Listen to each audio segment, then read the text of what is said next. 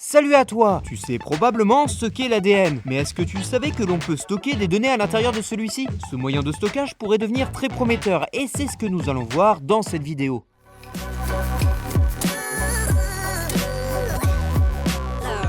Aujourd'hui, nous vivons dans un monde qui produit de plus en plus d'informations. Que ce soit des photos, des textes ou des vidéos, les données numériques voient leur quantité exploser chaque année. Sauf que le problème, c'est qu'il faut stocker tout ça. Actuellement, il existe un nombre gigantesque de serveurs ou de disques durs, mais l'inconvénient, c'est qu'il faut changer ce matériel assez souvent car ces supports de stockage ne sont pas faits pour traverser les siècles.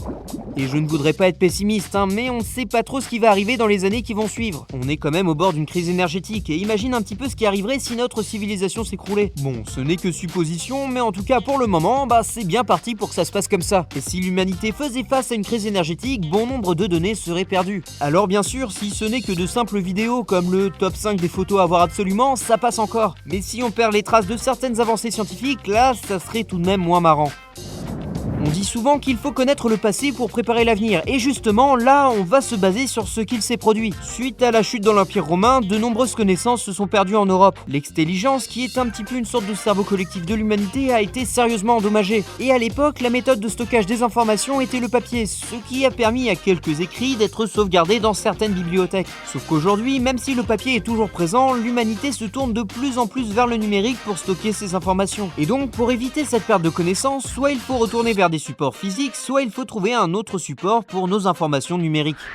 Et c'est là qu'arrive l'idée de stocker des données sur de l'ADN. Il y a encore une dizaine d'années, cette idée aurait pu paraître un petit peu saugrenue. Sauf qu'aujourd'hui, elle est très sérieusement évoquée comme futur moyen de stockage par la communauté scientifique. Il y a environ 3-4 ans, un livre était enregistré dans de l'ADN et très récemment, ce sont des images et des vidéos qui furent stockées. En fait, l'ADN est très intéressant car il a 10 milliards de fois la densité d'un CD. Pour te donner un exemple, afin de stocker un livre, il n'a suffi que d'un picogramme d'ADN. Et un picogramme, pour se rendre compte, c'est un millionième de millionième de gramme.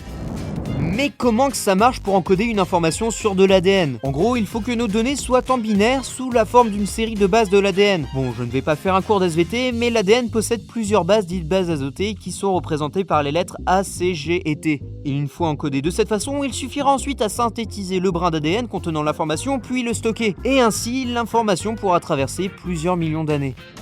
Alors après, c'est sûr qu'en utilisant cette technique, il existe des risques d'erreur, surtout avec notre technologie actuelle. C'est pour ça que des scientifiques travaillent sur une nouvelle technique qui permettrait de créer un code correcteur pouvant réparer la moindre imperfection due à l'ADN. Bon, sinon, cette méthode de stockage est vouée à être de plus en plus abordable. Et ça ne serait pas étonnant de voir les grandes entreprises du net s'équiper d'ADN pour stocker les données de leurs utilisateurs. Le but final étant de réduire les énormes serveurs faisant la taille d'un immeuble à de petites boîtes pouvant tenir dans la main. Et si jamais notre civilisation s'écroulait du jour au lendemain, avoir des données stockées sur de l'ADN permettrait de pouvoir les récupérer plus tard. Après, il reste à trouver le moyen de pouvoir les lire dénués de tout ordinateur, mais ça, c'est une autre histoire. Merci d'avoir regardé cette vidéo. N'hésite surtout pas à lâcher un petit like, à t'abonner et surtout à me rejoindre sur les réseaux sociaux, j'y poste des avant-premières. Et sur ce, à bientôt.